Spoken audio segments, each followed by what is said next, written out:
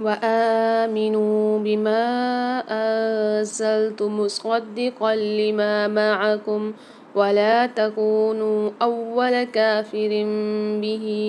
ولا تشتروا بآياتي ثمنا قليلا وإياي فاتقون۔ وآمنو میں دیکھیے الف کے اوپر کھڑا زبر آ رہا ہے، اس کو ایک الف مدار کھینچ کے پڑھیں گے، نون کے ساتھ واو مدہ آ رہا ہے تو یہاں پر بھی ایک الف مدار کھینچ کے پڑھیں گے۔ بما میں الف مدہ بھی آ رہا ہے اور مد بھی آ رہا ہے تو یہاں پر 3 سے 4 الف مدار کھینچ کے پڑھیں گے۔ زلتو میں نون کے بعد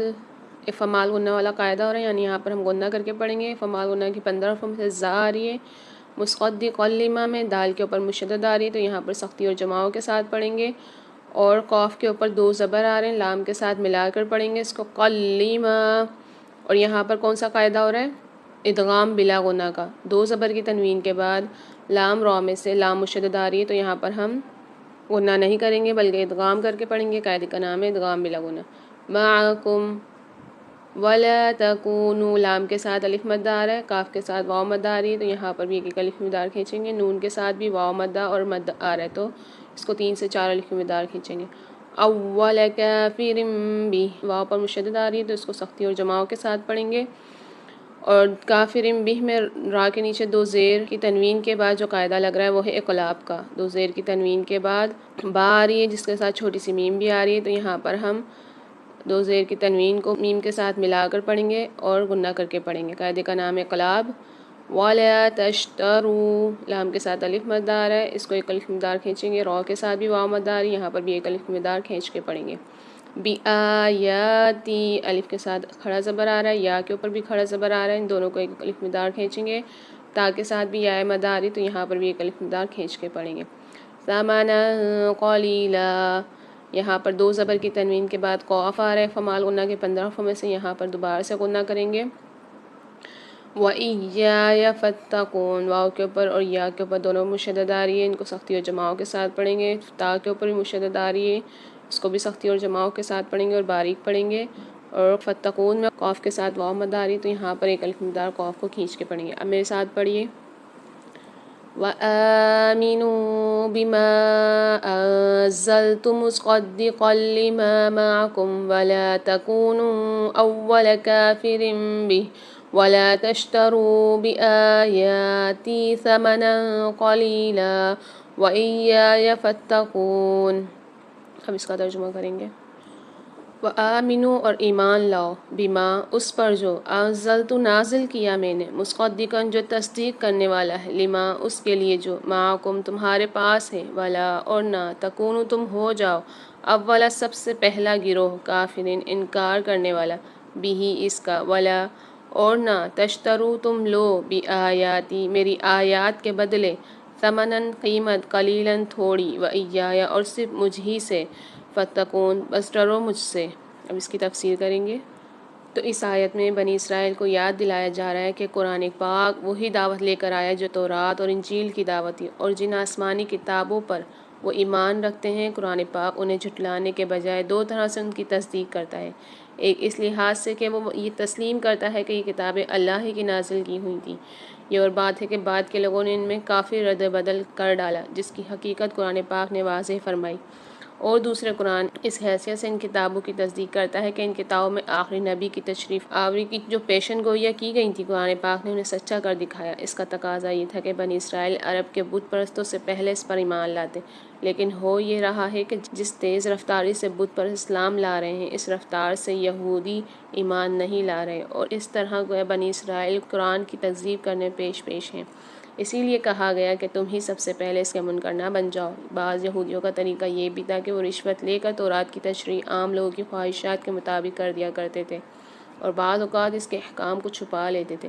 ان کے اس طرز عمل کی طرف اشارہ کرتے ہوئے فرمایا گیا، میری آیتوں کو معمولی سی قیمت لے کر نہ بیچو، اور حق کو باطل کے ساتھ گٹ مٹ نہ کرو، اور نہ حق بات کو چھپاؤ۔ تھوڑی قیمت سے مراد وہ دنیاوی فائدے ہیں جن کے خاطر یہ لوگ اللہ کے احکام اور اس کی ہدایات کو رد کر رہے تھے۔ حق فروشی کے معاوضے میں خواہ انسان دنیا بھر کی دولت لے لے، بہرحال وہ تھوڑی قیمت ہی ہے، کیونکہ حق یقیناً اس سے گراں تر چیز ہے۔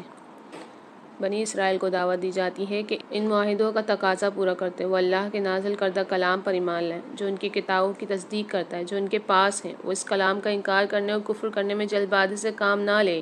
کیونکہ ان کے لیے مناسب تو یہ تھا کہ وہ سب سے پہلے اس پر ایمان لاتے۔ وَآمِنُوا بِمَا أَنزَلْتُ مُصَدِّقًا لِمَا مَعَكُمْ وَلَا تَكُونُوا أَوَّلَ كَافِرٍ بِهِ، اور میں نے جو کتاب بھیجی ہے اس پر ایمان لاؤ، یہ اسی کتاب کی تائید میں ہے اور جو تمہارے پاس پہلے سے موجود تھی، لہذا سب سے پہلے تم ہی اس کے منکر نہ بن جاؤ۔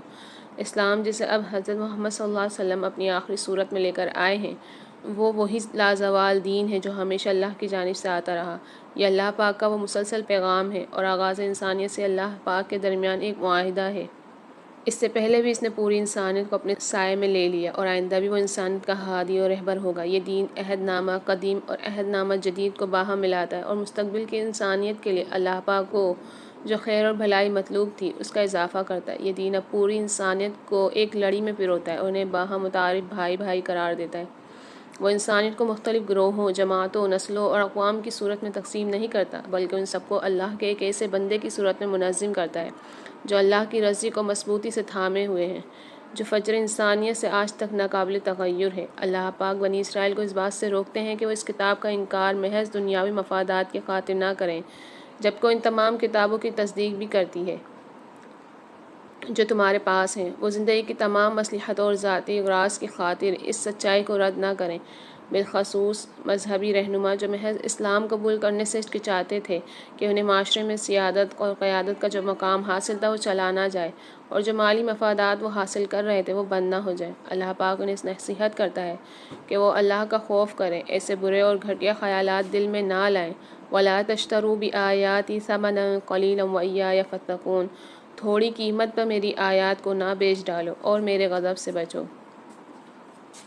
مال اور دولت اور دنیائی مفادات کی بندگی یہود کا قدیم وصف ہے۔ ہو سکتا ہے کہ یہاں مالی مفادات سے یہودیوں کے مذہبی رہنماؤں کے وہ مفادات مراد ہوں جو دینی خدمات، جھوٹے فتووں اور یہود کو شرعی سزاؤں سے بچانے کی خاطر آیت الہی میں تحریف کرنے کے عوض حاصل کرتے تھے، جیسا کہ قرآن پاک کے دوسرے مقامات پر اس کی تفصیلات آئی ہیں۔ ان تمام مفادات کی حفاظت کرنے کے لیے یہ لوگ اپنی قوم کو اسلام میں داخل ہونے سے روکتے تھے، کیونکہ اس صورت میں اس بات کا خطرہ تھا کہ ان کے ہاتھ سے قیادت اور سرداری چلی جائے گی، جیسا کہ بعض صحابہ اور تابعین نے اس آیت کی تفسیر کے ضمن میں تصریح کی ہے۔ یہ دنیا پوری کی پوری ثمن قلیل ہے، کیونکہ آیت الہی پر ایمان لے آنے اور اللہ پاک کے ہاں قیامت کے دن اہل ایمان کو جو بہتر انجام ہونے والا ہے، اس کے مقابلے میں اس پوری دنیا کی بلکہ اس پوری کائنات کی حقیقت ہی کیا ہے۔ قرآن پاک تو تمہاری کتاب کی تائید اور تصدیق کرتا ہے، تمہارے دین کی حقانیت کا علم بردار ہے، تمہارے انبیاء کی شان بلند کرتا ہے، تو پھر تم اس سے کیوں بدلتے ہو؟ اس کا یہ مطلب نہیں کہ اللہ پاک کی آیتوں کو تھوڑے دام و فروخت نہ کرو اور اگر منہ مانگے دام ملیں تو بیچ دو، بلکہ مقصد یہ ہے کہ کسی قیمت پر حق کو مت بیچو، کیونکہ ساری دنیا کے خزانے بھی اس کے مقابلے میں حقیر ترین معاوضہ ہیں۔